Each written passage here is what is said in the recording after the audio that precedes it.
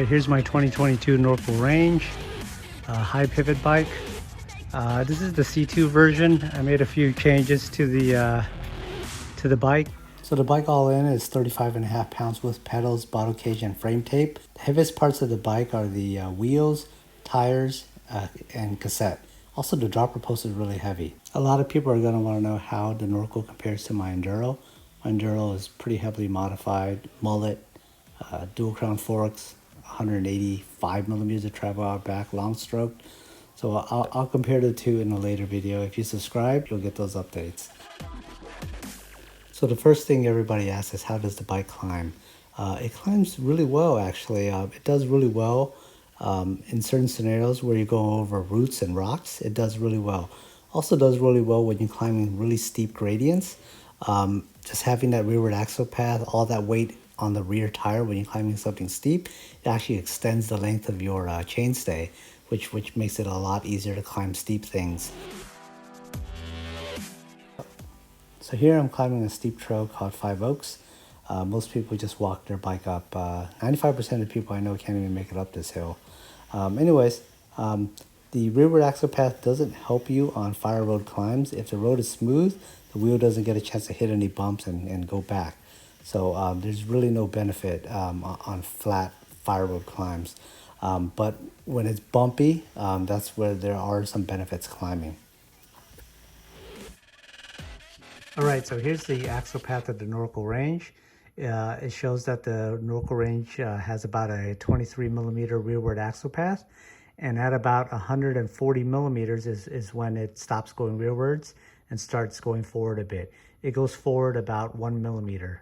So here's the bike at sag. So when you hit a bump or when you're going downhill, you can see the rearward axle path. And at around 140 millimeters, right around this point, is when the axle path stops going rearwards and actually comes back about 1 millimeter. All right, so this is my Specialized Enduro.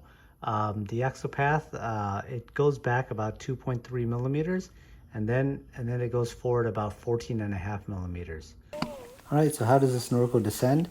Well, pretty much all the stuff you hear on the internet about how well this bike goes downhill, they're pretty much true. It's a monster going downhill. It holds speed so well. It maintains momentum.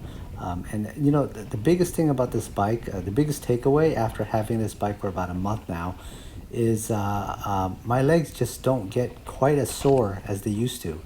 Even on my Specialized Enduro, even on my e-bikes and other bikes I've run in the past, my legs would get tired after a long descent, you know. After like a 4, 5, 6 minute long descent, my legs are just burning. But with this bike, just long rides at the bike park or on these trails, my legs just aren't burning as much as they used to. Heading uphill and stuff, you still get tired, you know, you're still sore and stuff like that, but going downhill, your legs just don't burn as much. Like around this section, this is at the very bottom of the trail, normally I'm just totally burning right now. My legs are sore and, you know, I'm struggling right now, but here, my legs aren't as sore as they used to be. And it's particularly noticeable the next day. You know, the next day you have a little bit of lactic acid burn on your legs. Here, or with this bike, I've noticed that my legs just don't burn as much the next day. And I'm able to ride on back-to-back days pretty easily. You know, before on back-to-back days, I would struggle a little bit, you know? Okay, here's some footage of the bike at Snow Summit Bike Park, going down a trail called 10 Ply.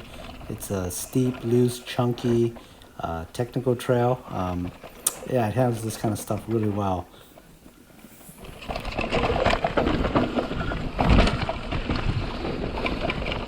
So the Norco handles jumps really well also. I was quite surprised. I thought with that growing chainstay that jumping would be harder. Actually, I didn't really notice that much of a difference jumping. I'm not very good at jumping. I've only been doing jumps for about 2 years now. I've only been riding for about 5 years total. So I'm still kind of learning how to jump, trying to add some style to these jumps. So I'm still getting there. So I'm not very good at it, but yeah, this bike so far it seems to handle it pretty well. I'm able to clear all the jumps just the same as I would on any other bike. So after a month of ownership, I really love this bike. I love the way it goes downhill. It's so stable, it's so planted. It handles well, it jumps well, it corners well, it goes over a chunk really well. And surprisingly, climbing, it's not bad at all climbing. Like I mentioned earlier in the video, especially loose technical climbing where you're going over bumps and rocks and stuff like that, and roots. It does really well in those types of climbs. If you're climbing like flat fire roads, it's definitely not going to be as efficient as a lighter bike. But majority of my riding, I'm not trying to be the first one up the hill. I don't really care about being the first guy up there. A big question from people that I run into on the trail is, does the link ever run into things as I'm riding? And the answer to that is, I haven't hit anything with it yet. If you look at the link, if you look at the bash guard, there's really not even a single scratch on that thing. I think it's partly because of I have a medium-sized frame, and the shorter the wheelbase, the less likely you're going to hit something with it.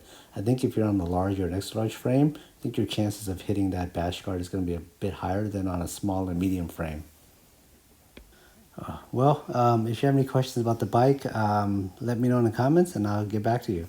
Thanks for watching. Bye.